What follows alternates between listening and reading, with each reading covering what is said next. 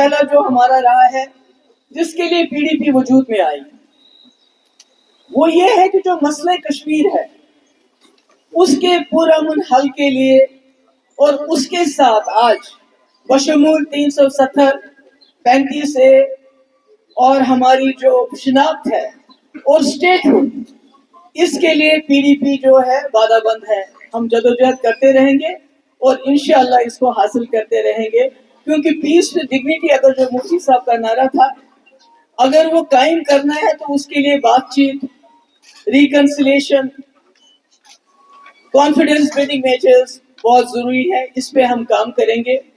تیسری بات کہ مفتی محمد سعید صاحب کا جو ویژن ہے وہ تب تک آگے نہیں چل سکتا جب تک جموں کشمیر وادی کشمیر اور جموں ایک ساتھ نہ چلے, جب تک ہم ایک دوسرے کا دکھ درد نہ سمجھے, جب تک ہم ایک دوسرے کی ترقی کے لیے اکٹھے کام نہ کریں. تو ان دونوں ریجنز کو پہلے بھی مفتی صاحب نے بہت کام کیا. ہم بھی کوشش کریں گے کہ ہم قدم جیسے کرگل اور لداخ کے لے کے لوگ اکٹھے چلے, ہم بھی کوشش کریں گے, ہماری کوشش رہے گی کہ ہم ساتھ ساتھ چلیں. اس کے علاوہ ہم نے ہمیشہ کہا ہے کشمیر کو, جموں کشمیر کو ایک کوزے میں بند کیا گیا ہے. جموں کشمیر سینٹرل ایشیا اور ساؤتھ ایشیا کے درمیان ایک اہم رابطہ بن سکتا ہے.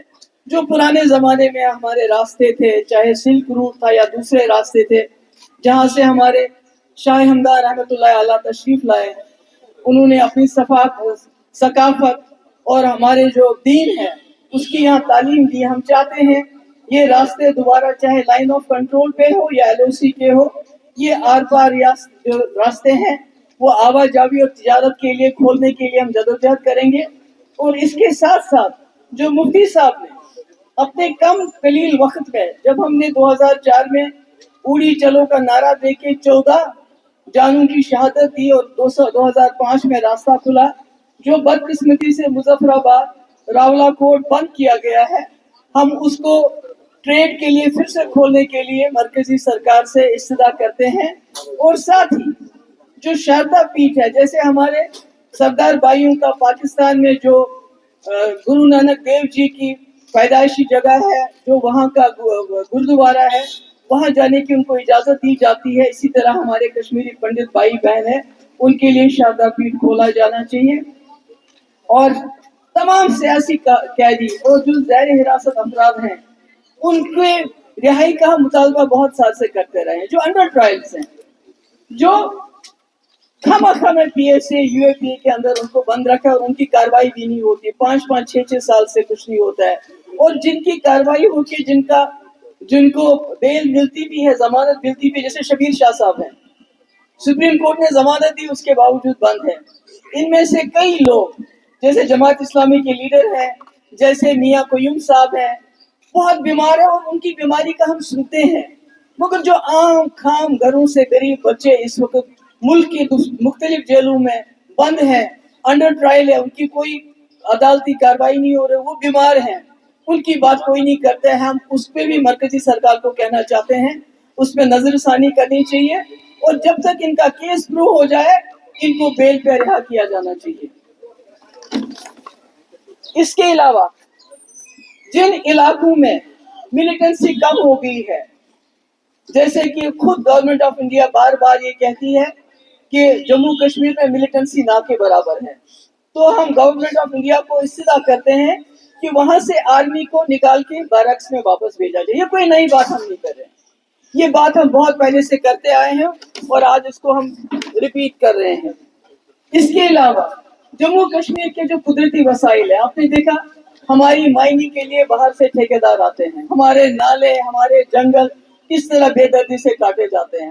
ہمارا سب سے بڑا وسائل ہمارے پانی کے ذخیرے, جس کو استعمال کر کے بجلی پیدا ہوتی ہے اور ساری بجلی پورے ملک میں جاتی ہے, پر ہمیں اتنی مہنگی بجلی ملتی ہے جس کا کوئی حساب کتاب نہیں ہے. ہم مرکزی سرکار سے یہ بھی ڈیمانڈ رکھتے ہیں کہ یا تو ہمیں اس کے بدلے معاوضہ ملے یا کم سے کم 2 پاور پروجیکٹ ہمیں ٹرانسفر کیا جائے, کیونکہ عمر صاحب نے وعدہ تو کیا تھا 200 یونٹ بجلی میں فری دوں گا, وہ تو نہیں دی انہوں نے, مگر کم سے کم اگر ہمیں معاوضہ یا پاور پروجیکٹ واپس ملے تو ہماری کئی جو مشکلات ہیں وہ دور ہو سکتی ہیں. اور اس کے ساتھ پیر پنجاب اور چناب ویلی میں کافی دیر سے ڈیمانڈ رہی ہے کہ ہمارا الگ ایڈمنسٹریٹو ڈویژن بننا چاہیے. ہم اس مانگ کو دوبارہ دہراتے ہیں تاکہ وہاں بھی جو ڈیولپمنٹ ہے پوری طرح سے ہو جائے.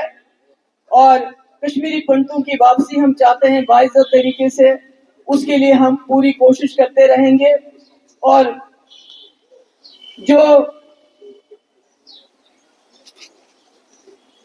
جو ایران اور دوسرے اس وقت مسلم ممالک میں جو جنگی صورتحال ہے، ہم اس وقت ان کے ساتھ کھڑے ہیں اور ہم چاہتے ہیں کہ یہ جو خون خرابہ ہو رہا ہے اس کو بند کیا جائے.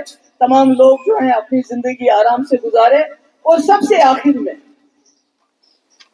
5 اگست جس دن ہم سے سب کچھ چھینا گیا ہے، جس کے بارے یہاں بات کرنا ختم ہو گیا ہے.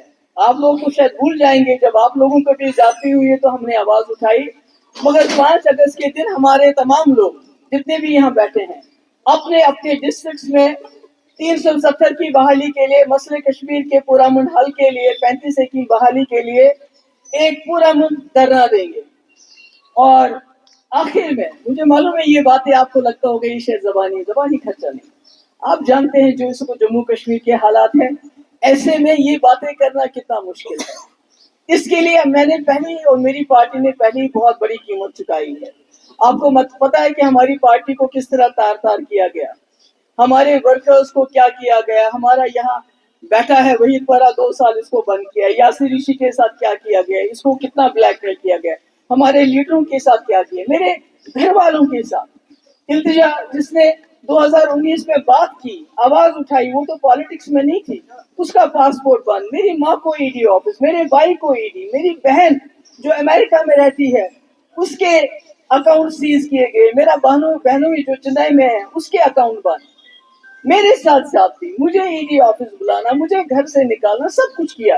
مگر میں صرف جموں کشمیر کے خاطر جن کے ساتھ میرا رشتہ ہے، کیونکہ مجھے باپ سے یا دادا سے کوئی تاج نہیں ملا. مجھے جو کچھ دیا ہے اللہ کے بعد یہاں کے لوگوں نے دیا ہے، اور میں یہاں لوگوں کے ساتھ کھڑی رہی. اور اس لیے جب ہم آج یہ باتیں کرتے ہیں، جس بات کے لیے نہ صرف دلی والے ہمارے مخالف ہیں بلکہ جو یہاں کی جماعتیں ہیں وہ بھی خوف زدہ ہیں. اور اس لیے کوشش کی جاتی ہے کہ محبوب مفتی نے دولت نہیں کمائی، اس نے مکان نہیں بنائے، گاڑیاں نہیں بنائی، اس نے عیاشی نہیں کی، بلکہ اس نے لوگوں کے ساتھ ایک رابطے، ایک کریڈیبلٹی بنائی. اس کریڈیبلٹی کو زخم پہنچانے کی پوری کوشش ہو رہی ہے.